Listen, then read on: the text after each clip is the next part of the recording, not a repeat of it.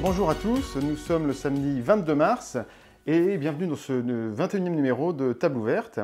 Avec une première partie aujourd'hui avec Kylian, nous allons parler de l'Ukraine et de ce qu'il faut attendre donc des accords et de la situation actuelle. Donc quelles sont les dernières nouvelles du front, si je puis dire? En fait, l'actualité est extrêmement riche sur le sujet, ça bouge presque tous les jours.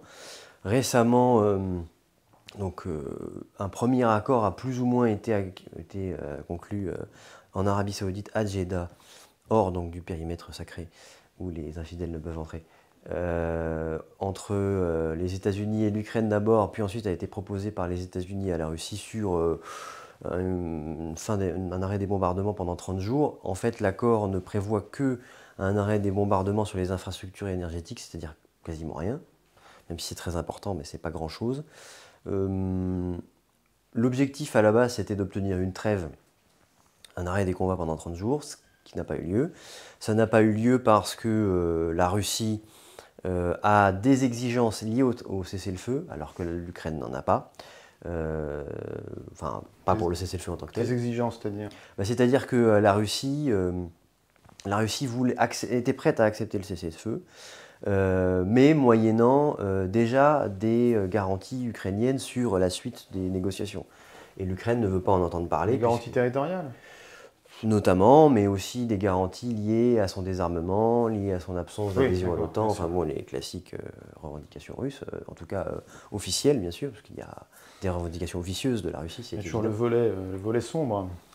Non, mais il y a ce que la Russie affirme et ses objectifs de guerre qu'elle ne dévoile pas. Bon, maintenant qui peuvent être visibles, mais qu'elle ne dévoile pas, en tout cas au public, pas dans la communication officielle.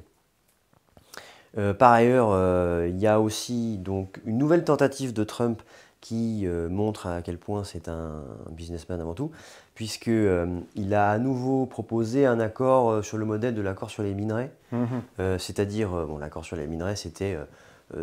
c'est sur les centrales cette fois, je crois. Cette fois-ci, c'est sur les centrales nucléaires. En fait, l'idée, c'est de confier donc, à des intérêts américains, probablement à Westinghouse, je suppose, la gestion des centrales nucléaires ukrainiennes, de telle manière à ce qu'une fois que des entreprises américaines sont entrées au capital de sociétés ukrainiennes, puisque probablement les sociétés ukrainiennes vont être créées pour l'occasion, etc., et donc que la gestion sera confiée à des intérêts américains avec probablement des employés américains sur place.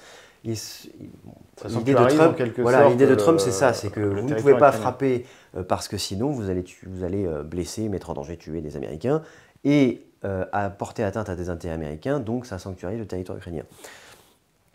Je ne suis pas sûr que ce soit suffisant, dans le sens où... Vis-à-vis de la Russie? Oui, vis-à-vis de la Russie. Dans le sens où le pari russe peut être le suivant. Enfin, si ça s'arrête là, le pari russe peut être le suivant. Ils peuvent déjà profiter du fait que les Américains ne soient pas toujours là. Et ensuite, on a attaqué les infrastructures, donc c'est-à-dire les biens d'une entreprise américaine ou possédée par les Américains. Est-ce que vous allez vraiment entamer les hostilités pour ça? Oui, c'est toujours pareil. Bon, j'ai des doutes. Ça me paraît assez fumeux. C'est-à-dire un des problèmes de la guerre moderne, je dirais, et particulièrement quand elle a une dimension nucléaire, c'est que la gradation en fait se perd, j'ai l'impression. C'est-à-dire que les coûts sont tellement élevés d'une entrée en guerre, aussi bien au point de vue économique qu'humain, qu'on a l'impression qu'il y a toujours un seuil jusqu'où on peut aller quand même assez loin dans la provocation, ou en tout cas dans l'accaparement de pans entiers d'un pays, quoi. C'est pour ça que avant que finalement le conflit n'en vienne là, parce qu'il n'y a plus tellement de tradition de conflit à cause de la technologie, je dirais d'escarmouches telles qu'on a pu en connaître jusqu'à 1914, quoi. Même si ça tente à revenir, parce qu'en fait la guerre en Ukraine présente un peu les caractéristiques de ce genre de guerre. Alors il y a un front continu comme depuis la fin du 19e siècle, parce qu'il y a assez d'hommes pour le garnir, mais quand on dit un front continu, il n'y a pas un homme tous les mètres carrés non plus. Mais il y a une ligne de front qui est assez claire, ce qu'on ne retrouvait plus tellement dans les guerres. Par exemple, si on prend la guerre en Irak, la guerre en Afghanistan, etc., En fait, on ne savait absolument pas. Oui, mais c'est des guerres de corps expéditionnaires, en Je fait. suis Il y en d'accord, avait d'autres. c'est très différent, mais c'était les guerres auxquelles on était habitué jusque-là. Même si on prend, pour prendre le théâtre européen, la guerre qui a eu lieu au Kosovo et ensuite le bombardement également de la Serbie, il n'y avait pas vraiment de front. À la rigueur, peut-être l'éclatement de l'ex-URSS, quoi, Oui, qui mais présentait par exemple, ce profil-là. dans la guerre indo-pakistanaise, qui a donné lieu à la plus grande bataille de chars de l'histoire, en nombre de blindés engagés, on a une ligne de front. D'ailleurs, aujourd'hui, elle est toujours présente, puisque c'est la fameuse ligne de démarcation entre la partie du Cachemire qui est contrôlée par le Pakistan et la partie du Cachemire qui est... Chaque pays revendiquant la moitié adverse, en quelque sorte. Oui, enfin, la moitié... La partie adverse, quoi. Oui. Bon, mais alors, au sujet de l'Union européenne, elle a été complètement court-circuitée. Elle est dans le processus, qu'est-ce qui lui reste? Et la France, là-dedans, quel est le ressort sur quoi a-t-elle barre, finalement? Alors, je suis en train d'écrire dessus. L'Union européenne, enfin, faut distinguer les États européens et ce qu'ils peuvent faire ensemble, et l'Union européenne. Déjà, il faut savoir que, par exemple, en matière d'armement, le développement de la 400M, etc., c'est lié à ça. Donc, les relations avec EADS sont gérées par une organisation internationale qui regroupe plusieurs pays européens et qui a des observateurs non membres de l'UE, c'est le cas de la Norvège, c'est le cas de la Turquie, qui est distincte de l'Union européenne.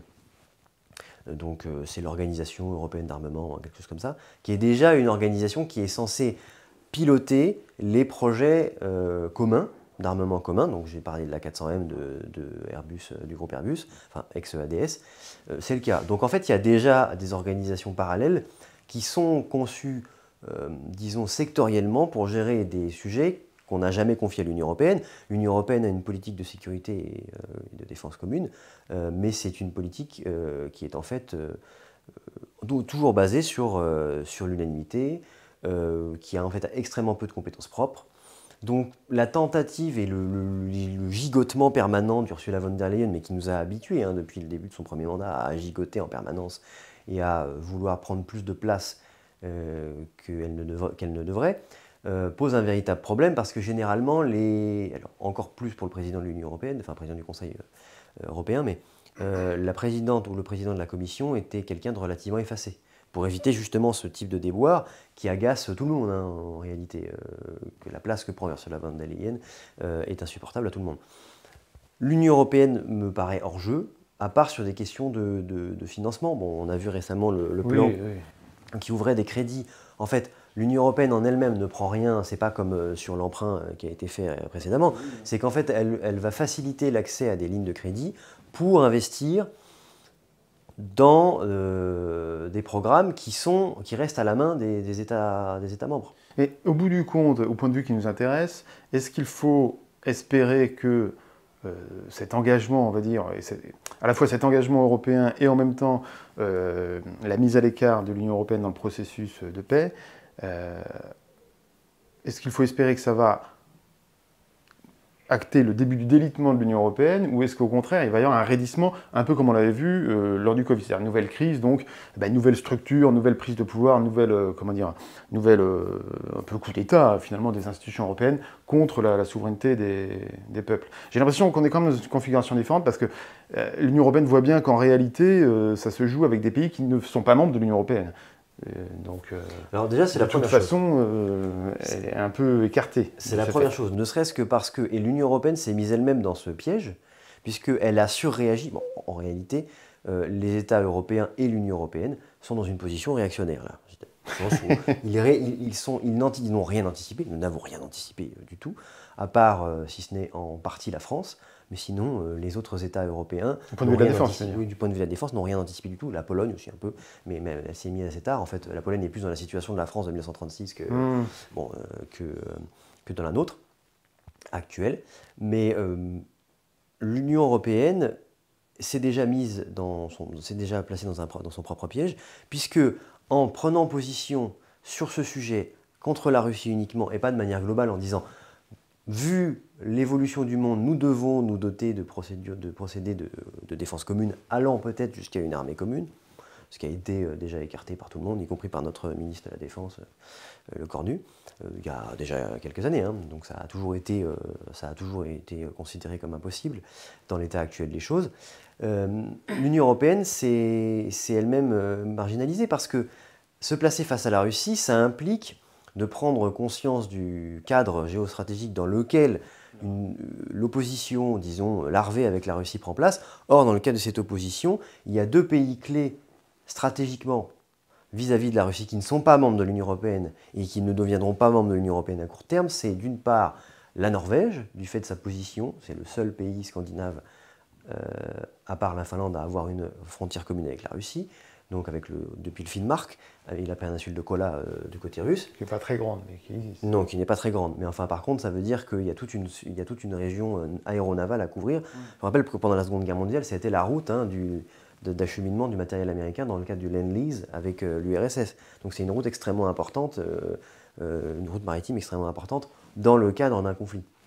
Et le second ? Et le second, c'est la Turquie, évidemment, qui est la menace sur le flanc sud de la Russie, la menace par excellence. C'est éternel, ça. Sur le flanc sud de la... Oui, c'est très vieux. La Turquie qui a toujours défendu l'intégrité territoriale de l'Ukraine, y compris concernant la Crimée, puisque la Turquie ne veut pas que la Crimée passe sous souveraineté russe, ce qui impliquerait de rapprocher définitivement les forces aéronavales russes de son territoire, et notamment du Bosphore, qui est la faiblesse du territoire turc, qui sinon est assez largement une forteresse naturelle. Hein. Enfin, je veux dire, le quadrilatère... Oui, c'est assez compliqué, assez inexpugnable. Hein. Voilà. Depuis le temps qu'ils y sont, de toute façon... Et puis, donc c'est un État qui est incontournable dans le cadre d'une confrontation, enfin, je veux dire, pas forcément une confrontation militaire, mais dans le cadre d'une opposition avec la Russie.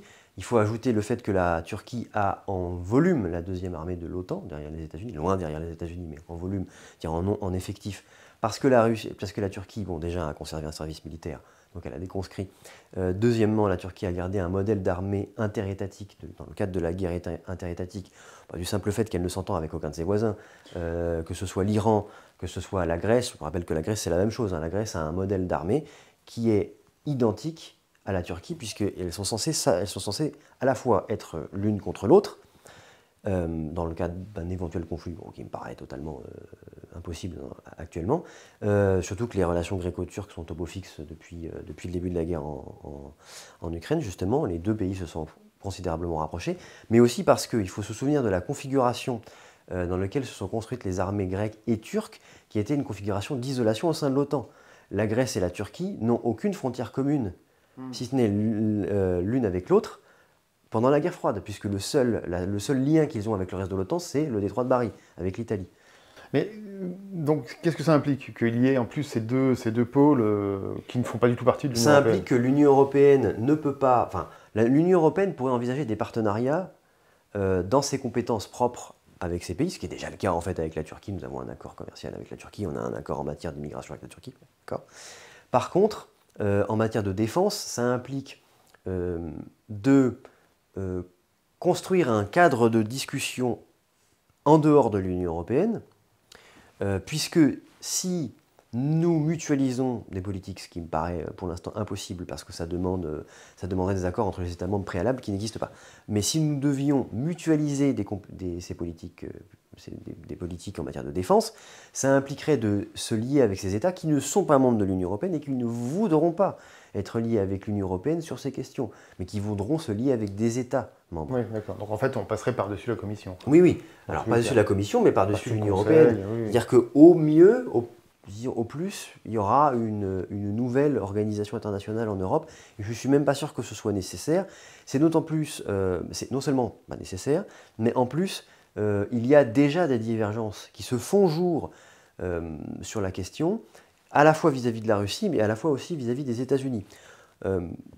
D'abord, vis-à-vis de la Russie, parce que des États ont intérêt à l'apaisement de la situation.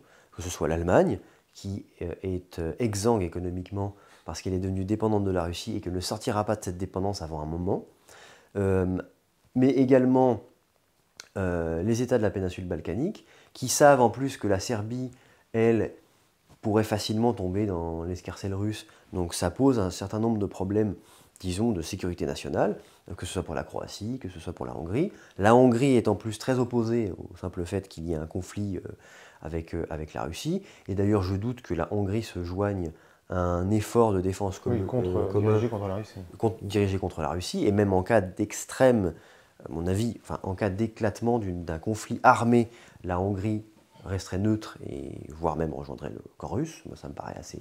Surtout si des centaines de milliers de Russes paraissent à sa frontière. Enfin bon, bref, bon là je folâtre dans mes pastels, ça n'arrivera pas, mais bon, voilà. Et deuxièmement, il y a des oppositions vis-à-vis des États-Unis. Alors on a vu toute le carnaval des pleurniches, de la pleurnicherie se succéder sur les plateaux télé, sur le grand méchant Trump. Oui, sur le rebasculement oui, mais en fait, américain. Bon, déjà, ça revient de manière cyclique. Tous les 5-10 ans, depuis la fin de la guerre froide, depuis la chute de l'URSS, sur le désengagement américain. Ça revient tout le temps. Tout le temps, tout le temps, tout le temps. À chaque fois, ils serrent les fesses, ils disent « Non, je vous en supplie, je vous en supplie ». Mais bon, ce que dit Trump était déjà acté dans des documents produits par le Pentagone il y a 3 ans, donc quand Joe Biden était président des États-Unis. À savoir que les États-Unis affirment implicitement que l'Occident ne peut plus, n'a plus la masse critique pour s'occuper des affaires du monde en entier, en même temps. Donc ça veut dire que les États-Unis doivent sortir du schéma qu'ils ont construit pendant la Seconde Guerre mondiale, à savoir du deux conflits ennemis. L'armée américaine est conçue pour pouvoir tenir 2 fronts majeurs et un front tertiaire. Pendant la Seconde Guerre mondiale, c'était l'Europe, l'Asie, donc l'Asie-Pacifique, et l'Afrique du Nord. C'était ça le 0 et le 0,5. Ils veulent sortir de ce schéma au profit d'un modèle d'armée qui soit un modèle d'armée que j'appelle comitataire, donc c'est-à-dire sur le modèle romain. Ils ont une armée, une armée qui sera moins déployée à l'étranger, qui sera une armée surtout déployée sur le territoire américain, et qui sera une armée d'intervention, qui puisse venir éventuellement au soutien ponctuel, donc sous forme de troupes en rotation, c'est-à-dire pas avec des bases permanentes, il y en aura probablement encore, mais il y en aura moins, des troupes en rotation qui seront envoyées, alors préventivement, hein, je ne parle pas forcément d'une guerre, mais qui seront envoyées préventivement pour dire, si vous intervenez là, nous aussi on interviendra. Ça implique que les États-Unis mettent la pression sur leurs alliés pour renforcer leurs dépenses de défense, surtout que pour les États-Unis, le rival, ce n'est pas la Russie, qui est un vieux cheval sur le retour, mais c'est plutôt la Chine, qui est aussi un vieux cheval sur le retour, mais plus vieux. Plus gros, en tout cas. Et plus gros. Bon, cela dit, vu la démographie chinoise, à la fin du siècle, oui, dans un siècle, ils ont moins de 400 millions d'habitants. Donc c'est-à-dire, ils vont... un autre sujet, ça. Oui, un autre sujet. Donc voilà, donc ça veut dire que eux, ils doivent avoir... En fait, l'armée américaine sera un commis à tous, donc l'armée qui est auprès de l'empereur, donc dans la métropole, on va dire, et dans les provinces, comme chez nous, par exemple, ou du moins en Europe, hein, parce qu'en France, il n'y a pas de troupes américaines, enfin, il y a une 50aine de soldats américains sur le territoire, qui sont des conseillers, des machins, trucs comme ça. Les autres doivent être donc l'armée du Limes, donc c'est-à-dire qu'ils doivent tenir leur territoire, ils doivent être en mesure de tenir leur territoire le temps de l'intervention américaine qui prend toujours du temps. C'est le cas notamment pour la Pologne qui l'a parfaitement compris. Et d'ailleurs, c'est pour ça que la Pologne joue à fond la carte américaine et a parfaitement compris ce qu'on attendait d'elle. C'est-à-dire, vous devez avoir une armée plus grosse, vous devez avoir un matériel capable d'affronter une autre armée, l'armée d'un autre pays. Ce qui n'est pas du tout notre cas. Nous, on a une armée de corps expéditionnaires. Nous, on a une armée de comitatus, en fait, mais pour l'Afrique. À notre échelle, quoi. Oui, à notre échelle. En fait, c'est un peu être toi, le ciel t'aidera, quoi. Le ciel étant les États-Unis, en quelque sorte. Oui, c'est ça.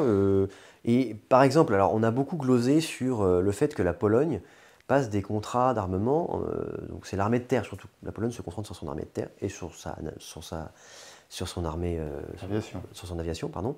Bon, très peu sur sa marine, puisque de toute façon l'OTAN est déjà en surcapacité au niveau naval. Enfin, je veux dire, les marines de l'OTAN combinées sont plus puissantes que n'importe quelle marine sur terre pour l'instant, même si les capacités de construction de la Chine dépassant, je fais une parenthèse là-dessus, mais un seul chantier naval chinois a plus de capacité de production que tous les chantiers navals américains réunis. Voilà. Et ils en ont 13. Tu expliques d'ailleurs ce qui s'est passé, le pataquès avec l'Australie. Enfin, on va pas revenir là-dessus. Oui, mais c'est un autre sujet. Oui, exactement. C'est la raison pour laquelle l'Australie se retrouve le bec dans l'eau, si je puis dire. Il manque pas d'eau d'ailleurs là-bas. La raison pour laquelle ils sont assez coincés là-dessus pour le moment.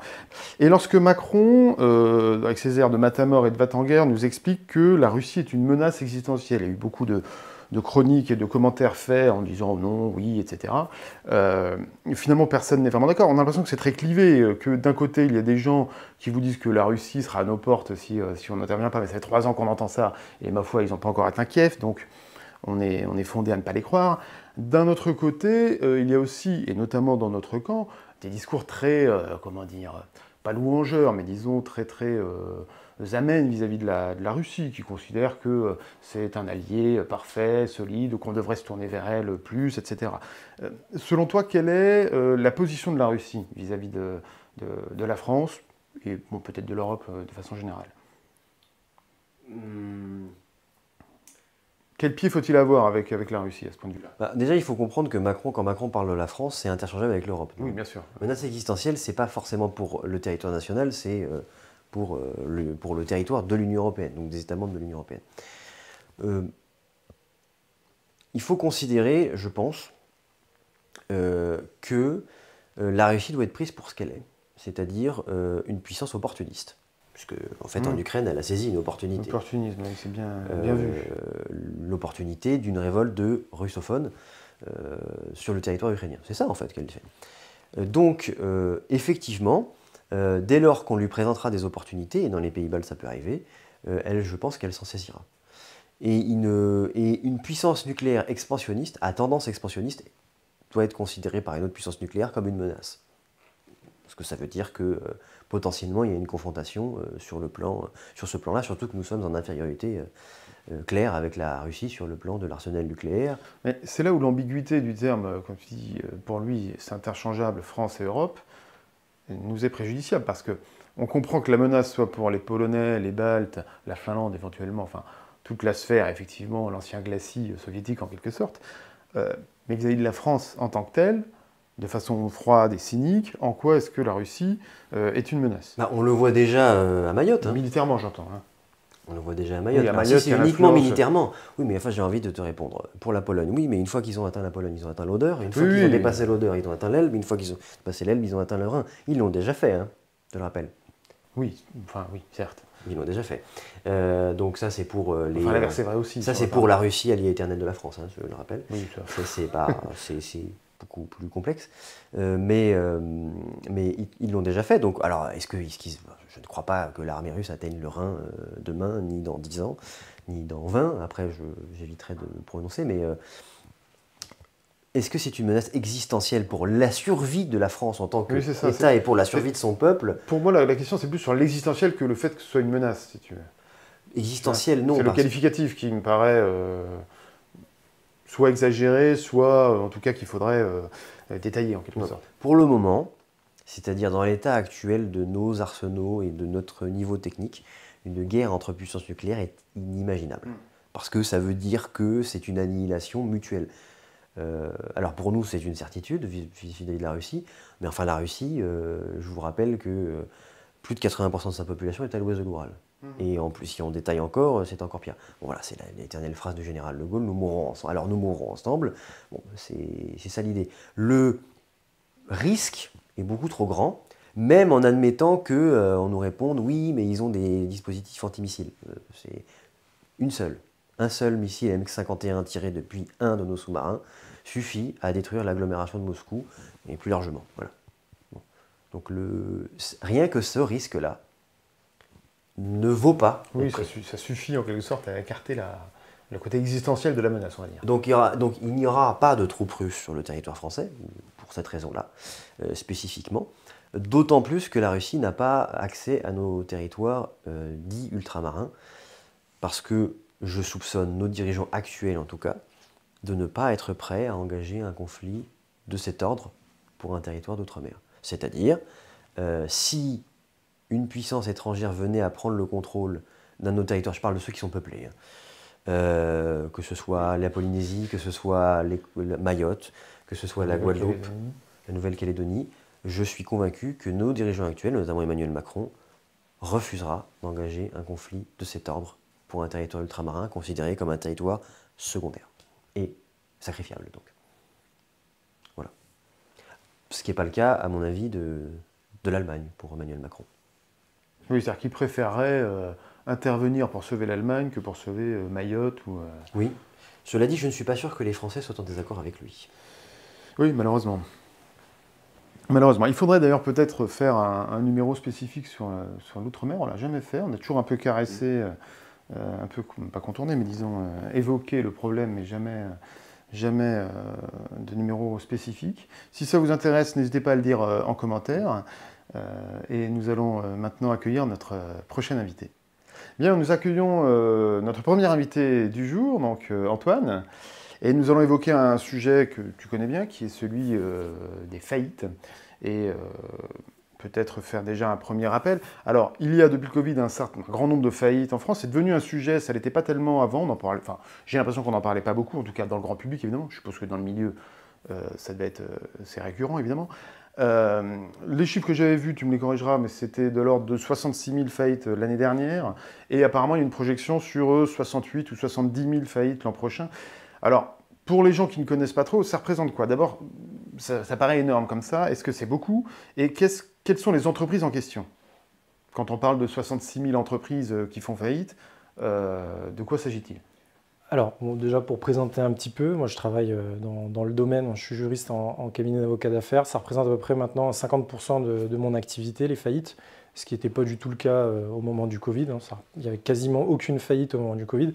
C'est normal, les entreprises n'avaient plus de charges et croulaient sous les liquidités parce que c'était quoi qu'il en coûte, on envoyait de l'argent un petit peu à tout va. Donc il y a un premier phénomène pour répondre à ta question, c'est un rattrapage effectivement du Covid. C'est-à-dire que toutes les faillites qui n'ont pas eu lieu pendant le Covid, on les a eues en rattrapage sur les années 22, 23. C'est-à-dire qu'elles auraient dû fermer plus tôt, mais en fait, elles ont été maintenues en vie artificiellement par les subventions. Exactement. Maintenant, on est passé au-delà de ça. Et en fait, on a des tendances de fond qui se dégagent au-delà du Covid. C'est que si tu veux, dans les causes de faillite, on va avoir le coût de l'énergie, notamment sur l'industrie, qui est quand même une hausse de charge qui est énorme. Industrie, mais pas que. On prend par exemple les pizzerias, les boulangers, tout ce qui utilise en fait de la chaleur et qui le fait avec de l'électricité, ça consomme énormément. On va avoir également de manière tendancielle une baisse de la consommation parce que les gens n'ont plus de pouvoir d'achat. Donc tout ce qui est vente entre guillemets de retail en centre-ville, etc., avec la concurrence en plus de la vente en ligne, ça ne tient absolument pas le coup. Les commerces de bouche également, restaurants, qui est en grosse difficulté, parce que la baisse du pouvoir d'achat fait que les gens consomment moins. De manière générale, il y a une baisse de la demande, il y a une baisse de l'investissement, il y a un surendettement des sociétés françaises. Alors ça, c'est un vieux serpent de mer, c'est un gros problème de l'économie française, c'est qu'on a un capitalisme qui est sous-capitalisé et qui est surendetté. C'est notre tendance un peu latine. C'est-à-dire qu'en fait, les entrepreneurs ont tendance à s'endetter plutôt qu'à s'appuyer sur un capital soit existant, soit qu'ils demanderaient auprès de leurs proches ou des banques. On est en sous-investissement et en plus, notre économie, contrairement à l'économie britannique par exemple ou à l'économie allemande, repose essentiellement sur l'endettement bancaire. C'est ça. Comme l'Italie, l'Espagne et le passage. Et donc, on est structurellement dans cette situation en permanence. Et on le voit, le fait que notre appareil de production, c'est aussi une des causes probables de la baisse de la productivité, c'est que notre appareil de production est vieillissant. Oui, parce qu'évidemment, ils ont tendance à ne pas emprunter, les prêts ne sont pas accordés pour renouveler le matériel. Et là, j'en viens au dernier point, c'est la crise du crédit. Très grosse difficulté en fait, d'accéder au crédit pour les entreprises. Or, une entreprise française, vous lui coupez le crédit, vous l'asphyxiez. Parce qu'elle vit sur le crédit. C'est le corollaire de voilà. Et vous avez, alors, on va dire la cerise sur le gâteau, c'est le remboursement des PGE, donc les prêts garantis par l'État qui ont été donnés au moment du Covid. Il a circulé dans les milieux d'affaires français une rumeur très insistante pendant longtemps, selon laquelle les PGE ne seraient pas remboursés. Et qui ne devrait pas les rembourser puisque l'État paiera, on allait comme ça annuler d'un trait de plume des dettes. Les gens pensaient qu'avec beaucoup de chefs d'entreprise pensaient qu'avec l'élection d'Emmanuel Macron en 2022, c'est ce qui allait in fine se passer. Sauf que ce n'est pas du tout ce qui s'est passé. Et l'effet pervers qu'on a avec le PGE, c'est que si vous voulez, vous avez un prêt qui normalement devrait être amorti sur 7 ans et qui va être amorti sur 4 ans. Donc avec des échéances qui sont beaucoup plus élevées.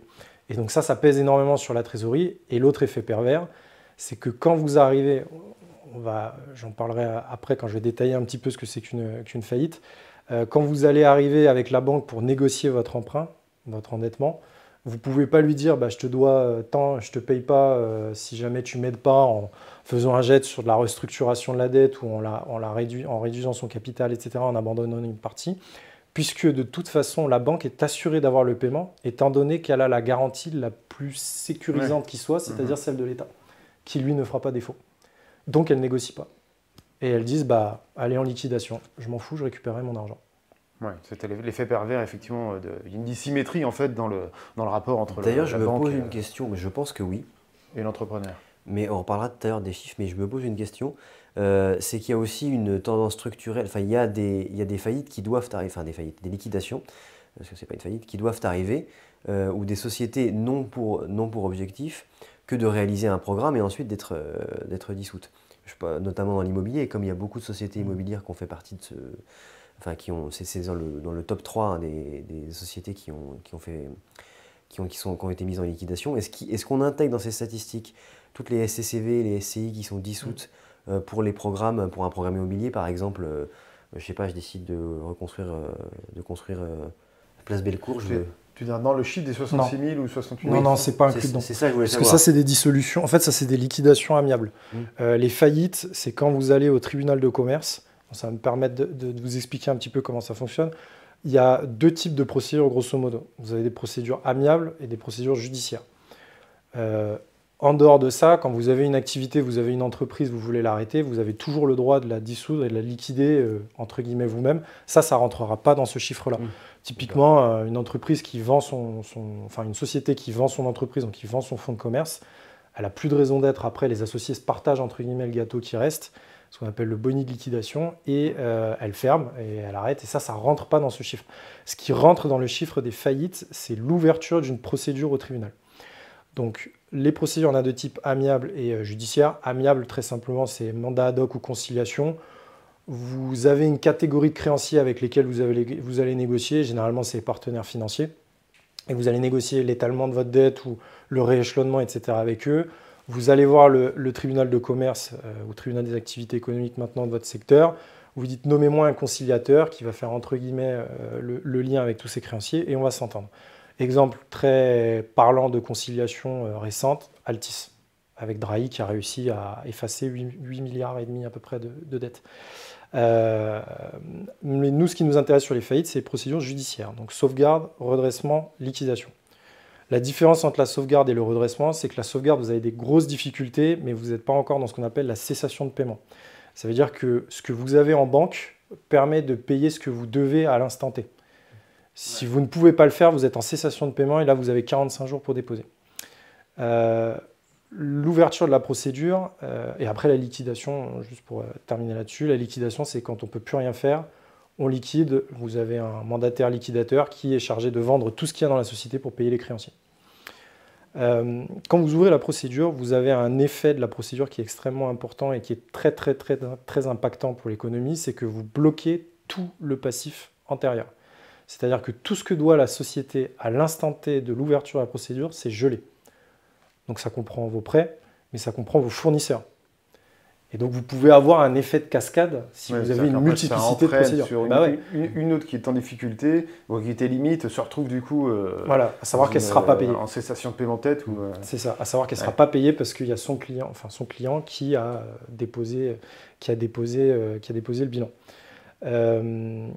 Donc s'ouvre ce qu'on appelle une période d'observation où la société va être sous l'observation du tribunal avec des organes de la procédure qui vont être nommés, un organe qui représente les créanciers, un organe qui représente au quotidien le tribunal dans le suivi de la société, donc le mandataire judiciaire et l'administrateur judiciaire.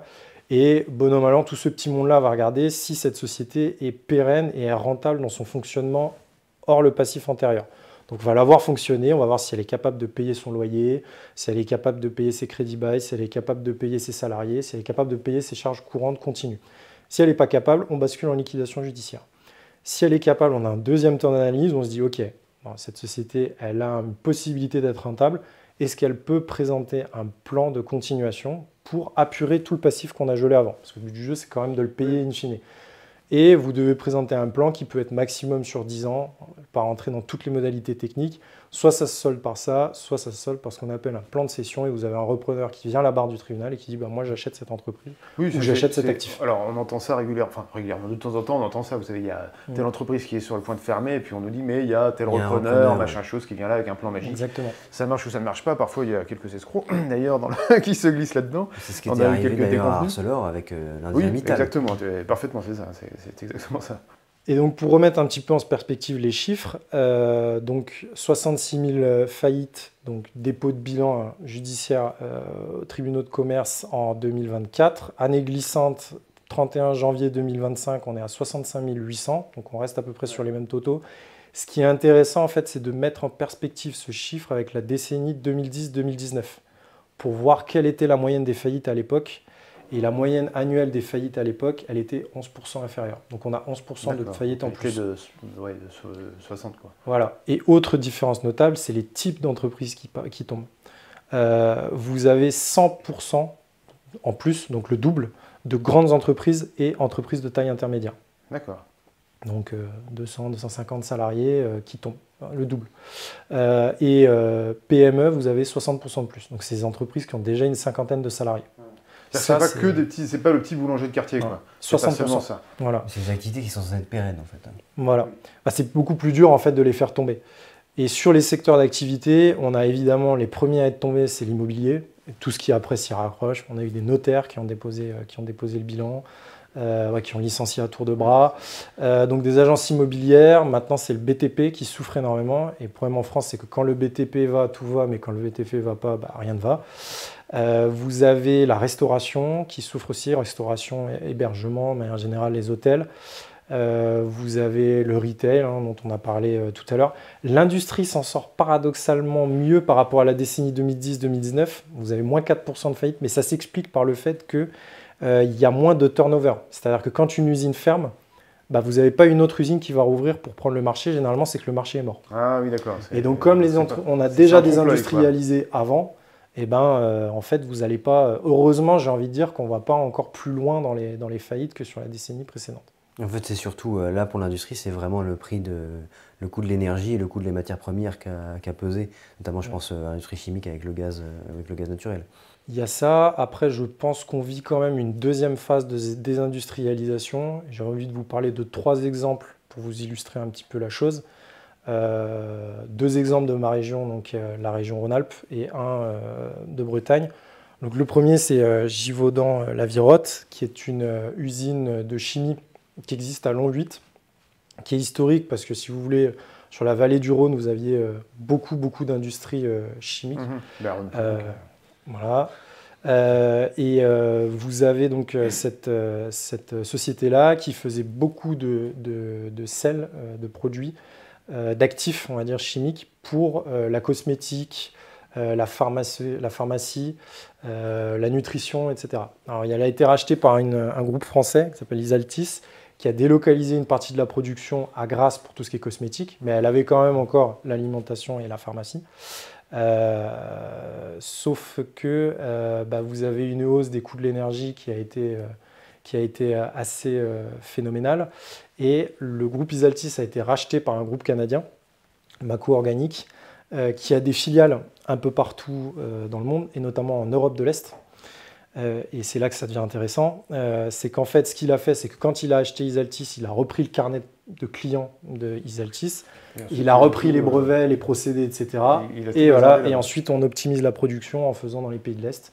Et donc, l'établissement français n'a plus aucun intérêt. Oui, c'est de la prédation, quoi. C'est un repreneur prédateur. Et d'ailleurs, après la crise des dettes souveraines de 2012, on a vu la politique de la BCE, donc, qui a influencé le crédit, a eu pour conséquence que le taux d'intérêt, les taux d'intérêt étaient très faibles, les taux d'intérêt nominaux, et puis en fait l'inflation était faible aussi, donc, mais les taux d'intérêt étaient très faibles. Et on a commencé à parler à cette période-là, et je me demande si aujourd'hui on n'a pas le contre-coup de ça, et notamment quand tu parlais du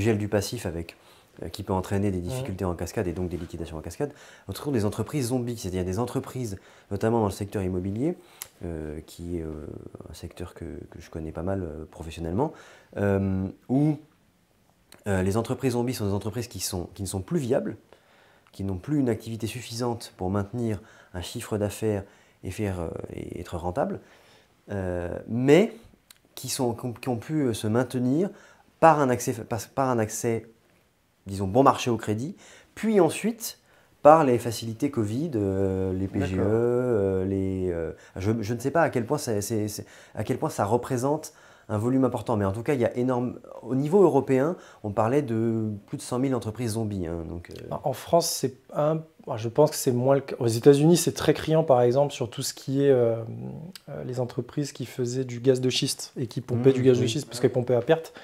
En France, en fait, c'est beaucoup plus compliqué parce que pour que vous ayez un accès au crédit à un moment donné, il y a deux solutions. Soit vous avez une rentabilité et la banque vous prête parce qu'elle sait qu'elle va se faire payer, soit vous avez des actifs. Et donc pour ça, l'immobilier, par exemple, c'est plus facile. Si vous avez un actif immobilier, effectivement, vous trouverez toujours du crédit parce que la banque dit j'ai toujours quelque chose à aller gratter si jamais je ne suis pas payé. Et après, pour les autres exemples, un exemple qui est très important parce qu'il touche à la souveraineté nationale, c'est l'exemple de Vancorex. Donc là, on descend un peu plus au sud dans notre région Rhône-Alpes, puisque c'est à Grenoble, Pont-de-Claix, qui est une grosse zone en fait, de chimie historiquement depuis les années 60, même depuis début du XXe siècle, si on remonte vraiment au tout début de la création de la zone. Et Vancorex, qu'est-ce qui est fait? En fait, c'est une société qui fabrique des sels qui vont être ensuite vendus à une autre société qui s'appelle Arkema, qui, elle, fabrique du chlore, et le chlore étant extrêmement important pour des activités d'Ariane, notamment, et pour les centrales nucléaires. Et donc, c'est posé la question, quand Vancorex est tombé, d'Arkema qui n'avait plus le produit nécessaire pour faire le chlore, et qui donc n'était plus en mesure de fournir Framatome, à tel point que Framatome s'est même posé la question de savoir s'ils n'allaient pas racheter Vancorex et Arkema pour pouvoir maintenir la filière. La difficulté qu'il y a avec Vancorex, en fait, c'est que là, pour le coup, c'est vraiment un contre-coup du Covid. Quand vous avez eu le Covid, donc toutes les activités qui étaient liées à la chimie ont bondi parce qu'il y a eu une demande internationale énorme momentanément. Vous avez des pays qui ont fait exploser leur capacité de production, la Chine notamment, où vous avez des usines chimiques qui ont poussé comme des champignons. Sauf qu'après le Covid, la demande mondiale s'est très vite contractée et donc on s'est retrouvé avec une surcapacité de production au niveau mondial qui a entraîné une lutte pour les marchés. Et la lutte pour les marchés sur le prix, sans tarif douanier, sans rien, vous vous faites exploser par les Chinois. Et donc on a un concurrent chinois qui a baissé les prix à peu près de 30%. Donc ça veut dire que Vancorex s'est retrouvé avec des baisses de volume. Le dirigeant de Vancorex a d'ailleurs été auditionné à l'Assemblée nationale. Il l'expliquait, on a perdu 50% de nos volumes. Mais en plus, dans la guerre commerciale, entre guillemets, avec le concurrent chinois, on a dû rogner nos marges. Donc c'est impossible, c'est intenable. Et ironie de l'histoire, qui se présente aujourd'hui à la porte pour reprendre Vancorex? Le concurrent chinois. Une toute petite partie de l'activité d'ailleurs, en fait. Enfin, en tout cas, des oui, il va reprendre. De toute façon, ce qu'il va faire, il va reprendre le savoir-faire, etc., comme marques, il peut, les marques, les brevets. Et puis, quel est finalement, sur Vancorex, il y a un point sur lequel il faut insister, c'est que nos sous-marins nucléaires sont équipés d'un missile, le M51, tout à fait, dont le carburant est ce qu'on appelle du propériol solide. Ce carburant est fabriqué par Arkema, à partir de produits qu'elle a acquis auprès de Vancorex. Voilà. D'accord, oui, donc là on est sur un sujet sensible. C'est ça, et on est sur un des effets surtout de la désindustrialisation, c'est que l'industrie, c'est un écosystème. Alors c'est ce qui permet à l'industrie de résister dans certaines régions. Je prends la région Rhône-Alpes qui a conservé malgré tout un niveau d'industrie qui est assez important. Ça permet d'avoir des défenses et des anticorps parce que les sociétés sont aussi généralement liées capitalistiquement les unes entre elles. Quand c'est des vieilles familles, elles se connaissent. Une sorte de solidarité de fait, quoi. Exactement. C'est-à-dire qu'on est tous dans la même barque, donc on va éviter de couler mon garçon, et puis on va essayer de s'entendre. C'est un peu la logique du tribunal de commerce, de manière générale, en France. Et par contre, quand vous en avez un qui tombe et qui fait tomber la chaîne, c'est une catastrophe. Ouais, c'est une hécatombe. Et donc, Vancorex, il y aura peut-être une coopérative qui va se monter par les salariés pour la maintenir. Là, il y a déjà un premier plan social qui est arrivé, donc il y a des licenciements qui ont été faits. À voir ce que ça donnera, mais pour le coup, je pense que là, l'État a un intérêt quand même à intervenir. Pas forcément à aller mettre de l'argent au capital, mais essayer de trouver une solution. Par le biais des collectivités locales, je suis sûr qu'il y a moyen de faire quelque chose, mais là, vraiment, il y a un enjeu de souveraineté extrêmement important, parce que si ça ferme, Ça veut dire que sur l'approvisionnement de sujets extrêmement sensibles, on va dépendre de l'étranger. Et dernier exemple que je voulais évoquer, c'est les Fonderies de Bretagne. Alors, les Fonderies de Bretagne, ça c'est de la désindustrialisation sur l'automobile. Fonderies de Bretagne, c'est une entreprise qui est... La sidérurgie? Non, oui, alors ils fabriquent de la pièce automobile pour Renault. En gros, Renault a externalisé une partie de sa production dans les années 60. Ils ont créé cette filiale, donc les Fonderies de Bretagne à Codan. Et il y a eu une histoire très longue avec Renault. Ils ont essayé de s'en débarrasser, les filer à des Italiens. Finalement, c'est parti en dépôt de bilan, puis Renault l'a repris, et puis Renault l'a revendu. Je ne sais plus qui c'était en Italie, mais ça devait peut-être être un sous-traitant de Fiat. Ouais. Et ils ont revendu ça finalement en 2022. Ils l'ont refourgué à un fonds d'investissement allemand. Il faut savoir qu'un fonds d'investissement, quand il entre dans ce genre de danse-là, il y a deux solutions. Hein. Soit c'est un fonds vautour, il va dépecer la boîte et se payer sur les actifs. Soit il va tout simplement essayer de presser au maximum la rentabilité pour se faire une culbute à la revente. Et là, ce fonds devait revendre en 2024. Sauf que Fonderie de Bretagne, il n'y a plus de lien capitalistique avec Renault, mais elle est entièrement dépendante de la commande de Renault, 95% du chiffre d'affaires à peu près. Sauf que, étant donné qu'on a une crise du secteur automobile en Europe et que Renault, de manière générale, ne veut plus produire en Europe, eh ben, elle n'avait pas les garanties en fait, à donner aux Fonderies de Bretagne pour pouvoir assurer le carnet de commandes sur des années à venir. Et donc, le fonds qui devait racheter n'a pas racheté. Et donc, les dirigeants ont dit bah, on n'aura pas d'apport de cash supplémentaire pour moderniser l'outil, etc. Donc, on dépose le bilan. Résultat des courses aujourd'hui, et ça va faire écho avec la partie précédente, on a 2 repreneurs potentiels qui se présentent pour les Fonderies de Bretagne. Et on en a un qui est très intéressant qui s'appelle Europlasma. Europlasma, c'est quoi? C'est une entreprise qui était d'abord spécialisée dans le traitement de déchets et qui, depuis quelques années, a fait l'acquisition des forges de Tarbes. Les forges de Tarbes qui fabriquent le canon pour le canon César. On revient. Voilà. Et donc, c'est incroyable. Voilà. Et eux qui ont en fait un volume de commandes qui a explosé depuis la guerre en Ukraine. Et donc, Europlasma fait des croissances externes comme ça dans le secteur de la défense et va se servir en fait de l'outil de production et du savoir-faire, même s'il faut former un peu. Et ça arrive parce qu'effectivement, faire des pièces de voiture, ce n'est pas la même chose que faire des obus. Mais ils ont l'outil et les compétences pour le faire. Et donc, va racheter cette entreprise-là pour pouvoir accroître ses capacités de production et fournir d'autres clients que Nexter. Donc ça, c'est peut-être une possibilité, une aubaine, parce que là, il y a vraiment un afflux d'argent en fait, sur le secteur de la défense qui est assez important sur ces dernières semaines. Ce serait une usine de munitions? Ouais, il ferait des obus. Ouais. Mais ça serait une diversification d'activité. Ils conserveraient quand même le corps de métier, mais ce qui manque en chiffre d'affaires, en fait, ils vont le faire en faisant des obus. Alors du coup, il faut quoi? Il faut s'écrier Vive la guerre ou... Pas s'écrier Vive la guerre, mais s'écrier... l'avantage en fait, de la défense, je pense, au niveau industriel, c'est que c'est un secteur de la commande publique qui ne peut pas être contesté par le droit européen. Donc là, on peut y aller à fond les ballons. Certes, lorsque vous vous réarmez, vous prenez forcément une attitude un peu différente dans les relations internationales. Bon, je ne vais pas rebondir sur ce que disait Kylian précédemment, mais ça peut aussi pousser à une certaine maturité. Bon, le fait de se dire qu'on est armé et qu'on peut se défendre et on est en capacité de défendre et on n'est pas que des enfants qui sont dans les jupes entre guillemets du suzerain américain. Mais surtout au niveau industriel, ça part souvent en fait de là, c'est-à-dire que vous avez toute une chaîne dans le monde de la défense qui irrigue le secteur industriel français. Donc, est-ce que finalement la solution pour le secteur industriel ne passerait pas par là, sans aller jusqu'à la guerre évidemment, parce que c'est pas exactement ce que l'on souhaite, mais quel est le projet qu'il faudrait substituer à la guerre pour réussir à faire cette revitalisation finalement? Je dirais qu'il y a plusieurs choses. Bon, déjà, le secteur de la défense, c'est une première bonne chose parce qu'effectivement, il va y avoir des capitaux qui vont arriver dans l'industrie. On parle d'ailleurs de créer un espèce de livret A de défense, ce qui, là, pour le coup, serait de l'apport d'investissement et pas seulement du crédit. Surtout qu'en fait, dans ce secteur-là, la commande, in fine, elle est d'un montant tel que vous êtes nécessairement obligé de passer par l'État. Vous n'allez pas avoir un privé en fait, qui va vous acheter des armes. Enfin, bien sûr, il y en a des sociétés militaires privées, mais sur l'industrie de défense, sur l'industrie de défense surtout que nous on a gardé, ça va être vraiment de la grosse commande et de l'armement très lourd. Je dirais que ce n'est pas suffisant et que si on veut préserver une industrie à terme, il va y avoir des choix politiques forts à faire. Le premier, c'est sur l'énergie.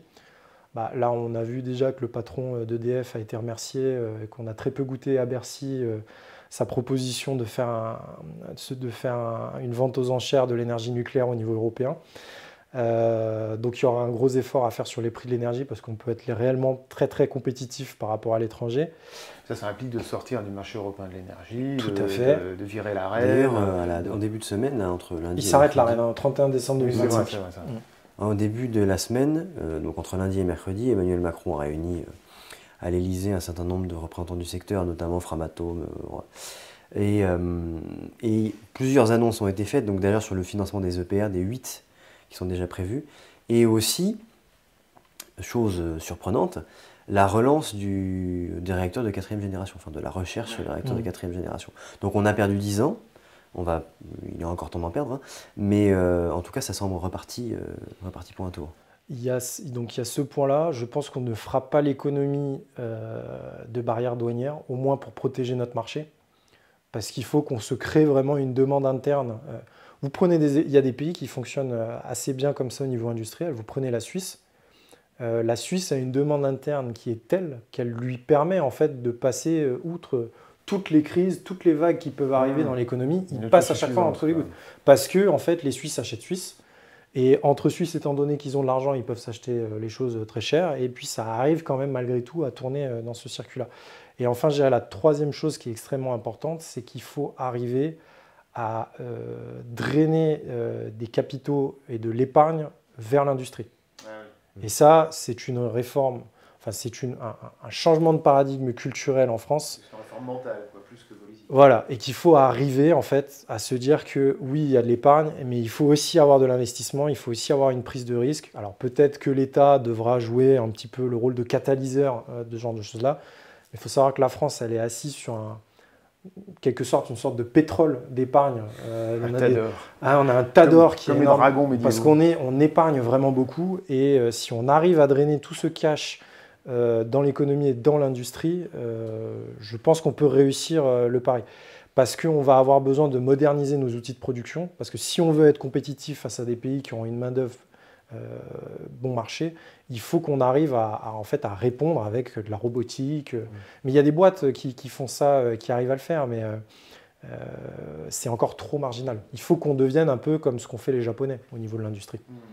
Et un point d'ailleurs, j'insiste là-dessus, déjà effectivement, donc avoir une main-d'œuvre qualifiée plutôt qu'une main-d'œuvre spécialisée de masse. Et un point sur l'épargne, parce que souvent, là on en parle beaucoup avec la défense, mais on va nous prendre notre argent. C'est-à-dire, en fait, on a de l'argent sur un compte et on va nous la prendre pour la dépenser quelque part. Mais ce n'est pas comme ça que ça fonctionne. En fait, c'est l'assise de lignes de crédit ouvertes. On va prêter de l'argent sur la base de fonds qu'on a, sur la base des fonds qu'on a, des dépôts en fait. C'est ça l'objectif. Ça, c'est parce que les gens comprennent mal le principe de création monétaire, en fait, tout simplement. Ils imaginent qu'on ponctionne les billets de banque dans les coffres. Alors, il n'y a pas de billets de banque dans les coffres, enfin, il y en a, mais pas autant qu'il y en a. Surtout aujourd'hui, etc. Bien sûr. Donc là, les gens s'imaginent qu'on va leur piquer leurs billets et qu'on va les donner à quelqu'un d'autre, et puis que tout ça va se perdre dans les méandres d'une finance absolument folle, alors que c'est pas exactement comme ça que ça fonctionne, même, on va dire pas du tout. Non, mais ça a fonctionné déjà pas comme ça au Moyen-Âge. Oui. On avait posé son or chez les Templiers, et puis on avait une lettre en échange. Voilà, bon, ça n'a jamais fonctionné comme ça. Donc c'est pour rassurer, on ne vous prendra pas votre argent. Bon, eh bien, en tout cas, c'est des nouvelles qui sont... Alors, on est commencé dans le noir, mais finalement, on voit qu'on a quand même tous les leviers. En fin de compte, il y a tous les leviers pour redresser le pays et pour reprendre le contrôle, notamment de l'industrie, et avec l'industrie, de tout le reste, quoi. Donc ça, c'est un point très positif. Merci, merci à toi, Antoine. Merci, Kylian. Ça me fait plaisir. Et puis, nous allons maintenant aborder la troisième partie et accueillir notre nouvel invité, Jean-Baptiste. Nous recevons donc pour cette troisième partie Jean-Baptiste, donc animateur de la pétition référendum-ue.org, et Antoine, qui également est impliqué dans ce projet et qui d'ailleurs avait fait à l'occasion une série de vidéos que je vous invite à voir sur la question de l'Union européenne en particulier et celle de la nécessité de ce référendum. L'Union européenne nous coûte un pognon de dingue. À quel titre est-ce que je peux faire cette affirmation ?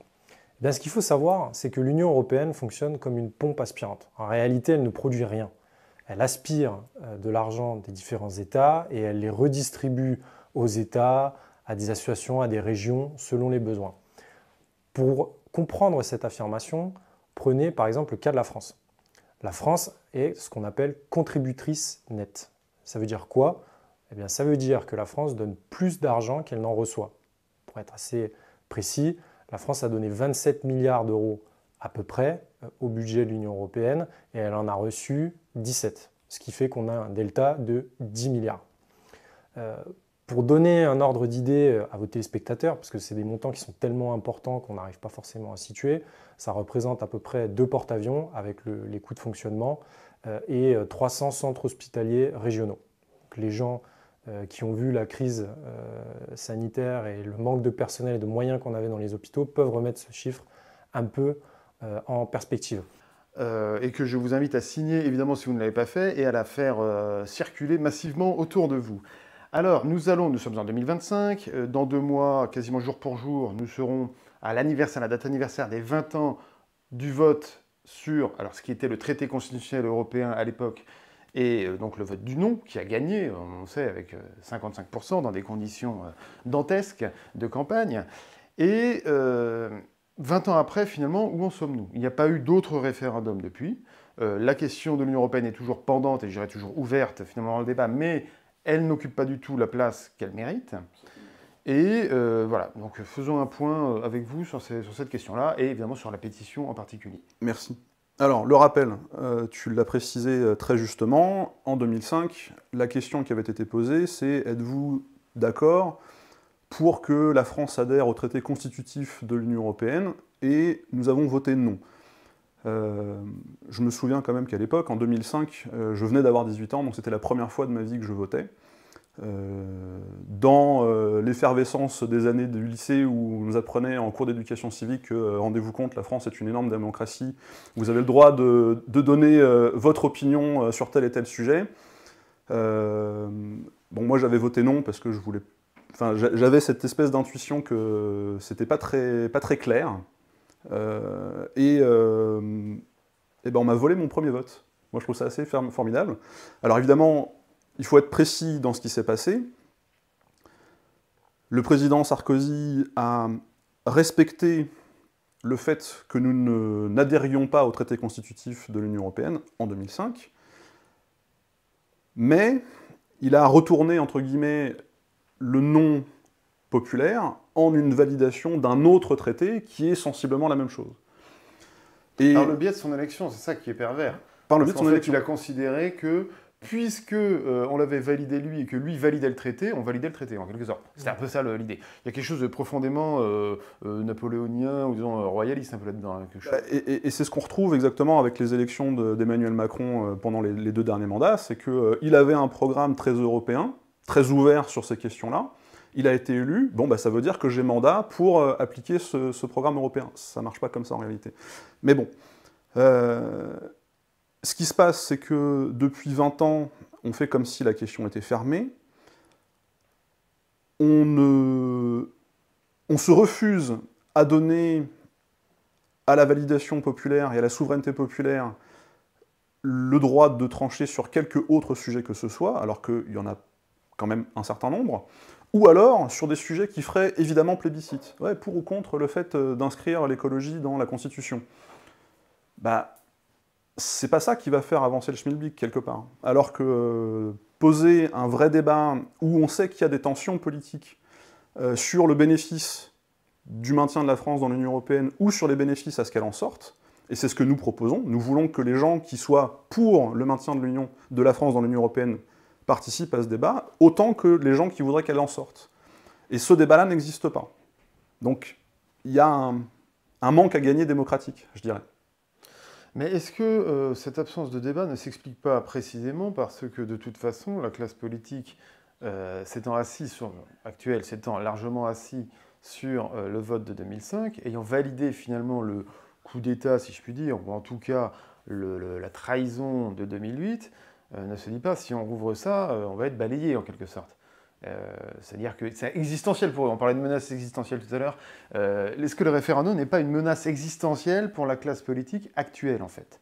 Parce qu'ils sont tous plus ou moins compromis là-dedans.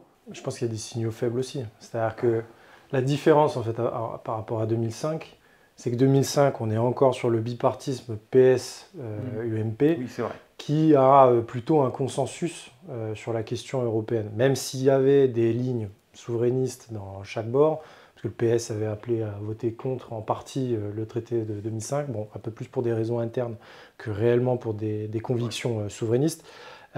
Aujourd'hui, on a une vraie fracture en fait, qui s'est créée politiquement entre les tenants de la poursuite d'un système mondialisé qui échappe à la souveraineté des peuples et qui part sur une gouvernance et pas sur un gouvernement, sur de la gestion et plus sur du politique, et en opposition en fait avec cette tendance-là, un camp, je dirais, plus politique, qu'on qualifie de populisme, et qui s'appuie sur le soutien populaire. Et je pense que ce qui s'est passé en 2007, et le fait que la fracture soit très nette entre les deux, et que la marge qui sépare le camp qui gagne aujourd'hui de l'autre se réduisant élection après élection, les fait effectivement flipper. Parce que, comme tu le précisais, effectivement, Macron a dit qu'ils allaient faire, là, il a se lancer dans des grands référendums, etc. D'ailleurs, ça a plus ou moins été enterré, finalement. Maintenant, on est en guerre contre la Russie de nouveau, je dirais. Et les référendums, on n'en verra sans doute pas la couleur, j'en sais rien. Mais en tout cas, les sujets qu'il propose ne semblent pas être de l'importance de celui-ci. En tout cas, la question européenne ne semble pas du tout. J'avais rappelé, lors d'une dernière table ouverte, cette anecdote de ce journaliste, alors je ne sais plus, son nom ne me revient jamais, qui, lors de l'annonce par la porte-parole du gouvernement, disant il y aura des référendums, etc., avait posé la question qui tue en quelque sorte, en disant est-ce qu'il y aura, par exemple, est-ce que l'Union européenne fera partie de ce périmètre de questions, des sujets envisageables, et bon, le gars a dit ensuite, une semaine plus tard, j'ai plus d'accréditation pour aller à l'Élysée. Ce qui montre quand même comment dire, l'effroi. Oui, l'effroi, la névrose, oui, ça, le tabou, exactement. Le tabou magistral que représente la question de l'Union européenne et la question de ce référendum, en fait. Alors que j'ai la faiblesse de penser que c'est une question centrale, c'est-à-dire que notre politique énergétique dépend de ce que l'Union européenne décide. Notre politique de défense dépend en partie, en grande partie, de ce que l'Union européenne décide. Notre politique industrielle, notre politique diplomatique, Politique migratoire. Politique migratoire, merci. Tout ça converge vers notre appartenance à l'Union européenne. Et ce qui est un petit peu déstabilisant, c'est que certaines personnes nous disent « Oui, mais voilà, comme 2005 a été bafoué, qu'est-ce qui nous dit que ce nouveau référendum serait forcément respecté ?» C'est chat échaudé, craint l'eau froide, quoi. Que... Bon, et c'est légitime comme question. Sauf que ça n'est pas la même teneur. C'est pas est-ce que vous voulez participer à un traité et puis qu'on déguise si jamais on vous dit non. Là, la question, elle est ferme. Je fais partie des gens qui rigolent beaucoup quand on entend les discours de désobéissance qui avaient été beaucoup prônés. Oui, c'était la gauche, c'était l'FI beaucoup qui prenaient la désobéissance au traité, plan A, plan B. Bon. Ça a vécu, hein, ils n'en parlent plus. Ils n'en parlent plus parce que je pense qu'ils ont dû finir par se rendre compte que diplomatiquement, ça n'a aucun sens. Un contrat, c'est un contrat. Quand vous passez un contrat avec un partenaire, à un moment donné, le partenaire regarde si vous respectez le contrat. Donc vous ne pouvez pas désobéir, parce que sinon le partenaire, il dénonce tout le reste. Donc si, à un moment donné, nous votons pour sortir de l'Union européenne et que, par quelques miracles, les pouvoirs publics se rendent compte que la souveraineté populaire a été bafouée sur un terme qui n'est pas contournable, on est en train de montrer à nos partenaires sur le reste du monde qu'on n'est pas fiable. Et ce n'est pas une très bonne image à envoyer. Je pense, en tout cas. Est-ce qu'il n'y a pas, parce que je reprends ce que tu disais tout à l'heure, qui à mon sens est vraiment très important, si les gens, il y a un traumatisme en fait, qui est inconscient, et c'est pour ça que les gens se refusent parfois un peu à rouvrir ce débat, parce qu'ils ont bien le sentiment qu'ils se sont fait avoir, et ils ne voudraient pas se faire avoir une deuxième fois. Ça montre quand même que ça a été vécu comme une expérience traumatisante, et là je vais faire un parallèle qui va peut-être paraître un peu osé, mais qui à mon sens est assez profond, et qui en dit beaucoup sur l'époque que nous vivons. je suis quand même assez atterré, et c'est un argument que l'on devrait pouvoir asséner aux gens qui nous disent que finalement les questions de ce référendum-là est secondaire en quelque sorte, qu'on verra plus tard. Nous sommes très attachés depuis maintenant de quelques années, la communication est très attachée à montrer que le consentement dans la relation homme-femme en particulier est prépondérant. Là-dessus, je pense qu'il n'y a pas de discussion. Il y a des affaires qui naissent de tout ça, on connaît les histoires. Mais à chaque fois qu'on parle de consentement, le consentement populaire, lui, on s'accrèse dessus. Et j'ai l'impression que dans la vague d'individualisme, en quelque sorte, que l'on connaît, eh bien, on met en avant le consentement, là en l'occurrence féminin, pour justifier ou pour masquer le fait que le consentement populaire, qui concerne donc tout le monde, pas seulement les femmes, que le consentement populaire, lui, n'a plus lieu d'être, quoi. C'est-à-dire qu'il y a quand même une sorte de renversement, alors je ne sais pas s'il est volontaire, mais qui est quand même extrêmement pernicieux. Et je pense que ça explique en partie ce genre de blocage. Et de déni. Ouais, c'est ça, parce que les gens se disent, finalement, le peuple, c'est pas grave, on peut lui faire ce qu'on veut. Voilà. Quand il dit non, c'est quand même oui. Ouais, c'est ça. Et je pense qu'il faudrait faire un peu on devrait atteindre notre MeToo à nous, en quelque sorte, qui serait le MeToo souverainiste, qui est, écoutez, il y en a marre, on s'est fait avoir. Nous aussi, quand on a dit non, c'était non, et c'était pas oui. Et donc c'était il y a 20 ans, comme avec les affaires qu'on a actuellement, je sais pas, des actrices qui vont vous dire, par exemple, qu'il y a eu des attouchements ou je ne sais quoi, 20 ans auparavant. Eh bien, en fait, on devrait faire la même chose. Alors peut-être qu'il ne faudrait pas l'exprimer exactement comme ça, mais je pense qu'il y a un angle là à creuser. Quoi qu'il en soit, les gens sont peut-être aussi découragés par cette idée de finalement ma voix ne compte plus, preuve en est, elle a été bafouée. Et je ne veux pas partager ce pessimisme-là, je voudrais au contraire que les gens se disent il y a encore un coup à jouer, la partie n'est pas encore finie, et je suis toujours très content de voir de nouveaux signataires adhérer à notre propos, et il y a encore des gens qui vont signer en disant « moi je suis pour le maintien de la France dans l'Union européenne, mais je suis pour le fait qu'il y ait un vrai débat, que les gens puissent se renseigner sur la réalité de ce que c'est que l'appartenance de la France à l'Union européenne, de ce que c'est que la réalité de comment fonctionne l'Union européenne aussi. On voit quand même suffisamment régulièrement des histoires de corruption autour des institutions de l'Union européenne, et elles sont nombreuses. Est-ce qu'on veut être seulement des témoins passifs de ça, ou est-ce qu'on veut reprendre le contrôle et être beaucoup plus actif dans la manière dont ces choses se passent? Alors quel est le profil des signataires, notamment je pense aux têtes d'affiche en particulier? Je sais qu'ici, nous en avons reçu quelques-unes, à franc-parler en particulier. Donc parmi les derniers, nous avions Didier Maisto, nous avions également Serge Federbusch, également Jacques Sapir, qui avait, je crois, signé un peu avant ou un peu après être venu... Oui, voilà. Le profil économiste tel que Jacques Sapir en connaît, on a Alexandre Langlois aussi, Didier Maisto qui est un homme de médias, on a des intellectuels, on a des cadres dirigeants, d'anciens cadres dirigeants, qui j'ai en tête, j'ai Jacqueline Moreau. Qui était une figure des Gilets jaunes. Qui était une figure des Gilets jaunes, exactement. Je crois qu'il y avait le nom de scientifique... Christian Luminet, non? Jean-Pierre Luminet, qui était astrophysicien. Voilà. Donc c'est intéressant, parce que ça montre quand même que... en fait, une question qui traverse, c'est pas une question politique en fait. Parce que quelqu'un comme, alors évidemment certains vont l'être, mais des scientifiques ou des hommes, on va dire, des universitaires comme Jacques Sapir, même s'il a eu un rôle évidemment, il n'y a jamais eu de rôle dirigeant politique, mais ça montre que c'est une question quand même qui traverse les couches et qui n'est pas seulement cantonnée aux militants politiques ou même aux gens qui s'intéressent à la politique. Et de toute façon, la participation au référendum en 2005 l'a montré, c'est quelque chose qui est au-delà du politique. Et comme l'a dit Antoine tout à l'heure, le spectre s'est figé en quelque sorte depuis 2005. Donc tout le monde est concerné. C'est pas une guerre de chapelle, c'est pas du tout une guerre de chapelle.